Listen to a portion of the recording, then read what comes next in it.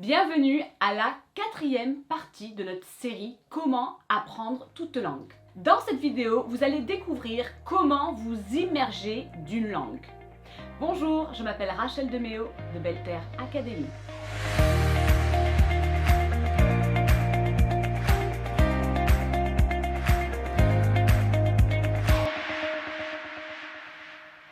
Généralement, on connaît l'importance de devoir vraiment s'immerger d'une langue pour pouvoir vraiment l'utiliser, la pratiquer, l'apprendre, renforcer ce qu'on a appris. Mais parfois, si on n'habite pas dans un pays où cette langue est parlée, eh bien, ça devient un peu difficile. Forcément, quand il y a une immersion totale, c'est-à-dire quand on est dans le pays en question et qu'on est un peu forcé plus ou moins de pratiquer, d'utiliser la langue, d'avoir cette immersion mais vraiment totale, eh bien on apprend forcément rapidement. Mais qu'importe où vous habitez, vous pouvez justement vous immerger de la langue que vous apprenez ou même bien plus tard que vous souhaitez maintenir. Donc, je vais vous donner quelques points pour justement pouvoir bien vous immerger d'une langue et pouvoir l'utiliser tous les jours. Alors, chose assez divertissante, eh bien, c'est tout simplement de rechercher des films dans cette langue. Peut-être que ce sont des films qui sont vraiment du pays en question, ou donc vraiment en version originale, ou bien vous choisissez un autre film et vous cherchez dans la partie audio pour voir s'il y a justement l'audio dans cette langue-là. Je sais sur Netflix, généralement quand vous sélectionnez n'importe quel film, eh bien vous verrez que en fait il vous donne une option de audio justement et vous pouvez généralement sélectionner la langue. Parfois on ne trouve pas toutes les langues, mais ça vous donne déjà des bases. Sur YouTube, vous pouvez faire la même chose en recherchant le titre d'un film, mais vous recherchez le titre du coup dans cette langue-là. Donc peut-être qu'il faudrait faire un peu de traduction, une petite recherche Google, mais ça aussi vous pouvez trouver. Pareil sur Prime Video, sur Amazon. Il y a d'autres sites également que je vais vous fournir ci-dessous où justement vous pouvez rechercher des films.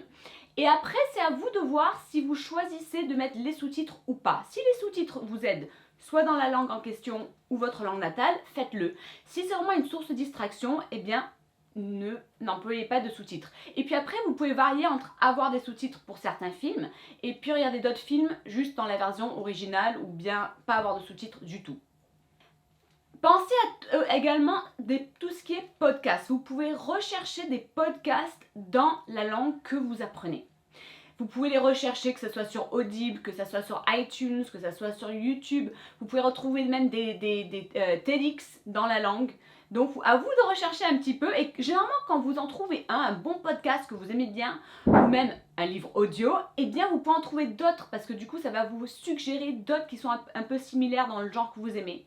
Pareil avec la musique, vous écoutez déjà de la musique peut-être en anglais, en français ou autre, eh bien recherchez la musique donc qui est chantée dans la langue que vous apprenez.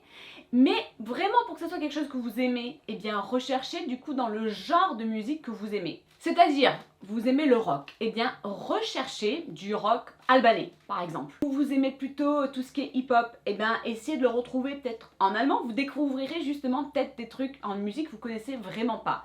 C'est vrai que c'est aussi bien niveau culturel de savoir un peu quelle est la musique traditionnelle dans des pays peut-être qui parlent cette langue-là, mais c'est vrai que ça vous donne déjà, quand vous commencez à découvrir un peu la musique en question, que vous écoutez de la musique qui est peut-être dans une autre langue, eh bien ça va vous aider si déjà vous aimez ce genre de musique. Et pareil pour des stations de radio. Une fois que vous connaissez un peu des chaînes différentes que vous pouvez écouter, il y a pas mal d'applications ou bien vous écoutez en ligne ou bien vous pouvez même acheter une radio qui diffuse toutes les radios différentes du monde et donc vous sélectionnerez selon le pays où est parlée la langue que vous apprenez.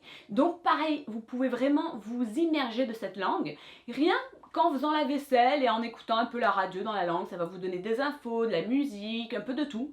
Et du coup, vous allez certainement développer des préférences de certaines stations que vous écoutez vraiment fréquemment.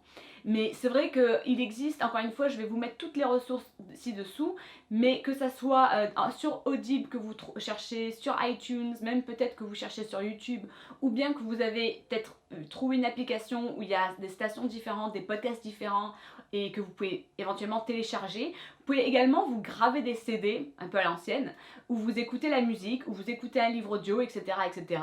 Ou trouver des CD si vous en avez encore, si vous avez justement un lecteur CD, justement pour pouvoir écouter toutes ces choses dans la langue que vous apprenez. Et encore une fois, ça peut être vraiment fait de façon subtile au final, parce qu'au final, vous pouvez être en train de faire la cuisine et écouter quelque chose, donc ça vous demande pas trop de temps au final, et ça vous demande pas forcément trop de concentration, mais du coup, vous vous immergez de la langue en l'écoutant à travers la musique, la radio, etc. Et puis tout simple, commencez à écrire dans la langue. Vous allez dire, écrire quoi déjà? Des rédactions? Non, toutes vos listes de choses à faire. Vous avez une liste de choses à faire pour la journée, pour la semaine, pour le mois, je sais pas. Et bien vous commencez à écrire ces choses dans la langue que vous apprenez. Même si au début c'est un peu de recherche peut-être pour trouver le bon mot, et bien vous faites de votre mieux. Au début, c'est vrai que vous allez peut-être pas connaître tout le vocabulaire, mais à force vous allez bien le connaître. Pareil, quand vous notez des rendez-vous dans votre agenda, vous écrivez le rendez-vous, vous notez tout ce qu'il s'agit que vous pouvez écrire du coup dans la langue en question. Vous écrivez une liste de courses. Pareil, vous allez devoir rechercher peut-être comment tel aliment s'appelle ou autre, mais vous allez écrire le maximum dans la langue en question. Après, si le soir vous avez un journal intime ou un journal de reconnaissance le matin ou autre, et bien ce journal, pareil, vous allez commencer à l'écrire. Et en fait, c'est vraiment une question d'habitude. Donc au départ, vous allez avoir tendance de tout simplement écrire dans la langue, votre langue natale, mais à force de prendre l'habitude d'écrire toutes ces choses que vous faisiez déjà, enfin j'imagine que vous faites déjà, et bien vous allez voir qu'au final ça devient plus facile, parce qu'après vous allez le faire naturellement. C'est juste au début, c'est une question d'habitude à prendre. Et puis forcément, il faut également lire dans cette langue. Vous pouvez acheter des magazines, vous pouvez rechercher des articles, peut-être que vous connaissez déjà des sites ou des journaux, je sais pas, autres en ligne, ou vous pouvez tout simplement les rechercher. Et encore une fois, vraiment, je vous encourage quand vous recherchez quelque chose et que vous voulez quelque chose vraiment d'authentique, que vous traduisez ce que vous recherchez dans cette langue. Du coup, par exemple, vous cherchez un magazine roumain. Eh bien, recherchez sur Google comment dire magazine roumain en roumain. Parce que du coup, vous allez avoir quelque chose de plus authentique que si simplement c'est une traduction. Vous voyez ce que je veux dire? Donc en fait, tout ce que vous lisez, vous pouvez commencer à lire des livres d'enfants, ou des livres d'adultes. Parfois, vous pouvez même trouver des livres qui sont traduits d'une langue à l'autre sur la même page. Et puis encore une fois, je vous encourage de sélectionner des livres dans un genre que déjà vous aimez. Si vous aimez par exemple les romans, eh ben ne vous forcez pas à lire quelque chose que vous aimez pas. Donc cherchez un roman du coup dans la langue que vous apprenez. Pareil avec les magazines, si vous, par exemple un de vos hobbies c'est la photographie, ben vous allez rechercher des magazines de photographie dans cette langue. Et vous pouvez même vous abonner pour en recevoir mensuellement, que ce soit en ligne ou que ce soit quelque chose que vous recevez carrément chez vous.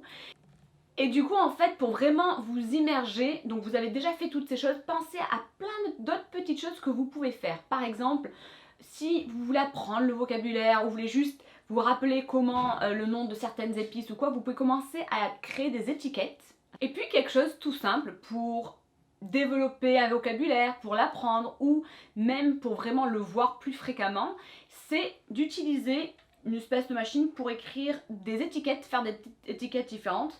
Donc vous pouvez peut-être rechercher le mot, par exemple tous vos vêtements, vous mettez par exemple pull, vous recherchez comment est-ce que je dis pull en, je sais pas moi, arabe. Donc je recherche, une fois que j'ai trouvé comment le dire, je tape ce que je veux écrire et du coup je l'imprime. Et cette petite étiquette, je peux la coller juste dans mon placard où il y a des pulls, mais du coup ça me fait réviser la langue. Et c'est une autre façon tout simplement de m'immerger. Voilà. C'est génial, j'ai ma petite étiquette. Donc, dernière petite parenthèse, d'autres trucs que vous pouvez faire dans la langue en question, eh bien, c'est tout simplement de mettre tout ce qui est paramètres de téléphone, d'ordinateur, vos réseaux sociaux dans la langue que vous apprenez. Encore une fois, au début, ça va être un peu plus compliqué, mais une fois que vous saurez le faire et vous connaîtrez un peu les termes, eh bien vous verrez, eh bien ça devient vraiment naturel. Donc en gros, ce que vous faites, c'est vraiment le maximum dans cette langue. Si vraiment vous voulez apprendre une langue, vous immerger de la langue, il faut vous forcer dans le sens qu'il faut que le maximum de choses que vous voyez, donc que vous lisez, que vous entendez, que vous écrivez, et du coup aussi que vous allez dire sont dans cette langue. Donc vous pouvez même parler à voix haute dans la langue, parler à un animal domestique dans la langue et forcément pratiquer avec des gens qui parlent la langue, comme je l'ai dit la semaine dernière. Voilà, je vous donne rendez-vous la semaine prochaine pour une autre vidéo, la 5e partie de notre série.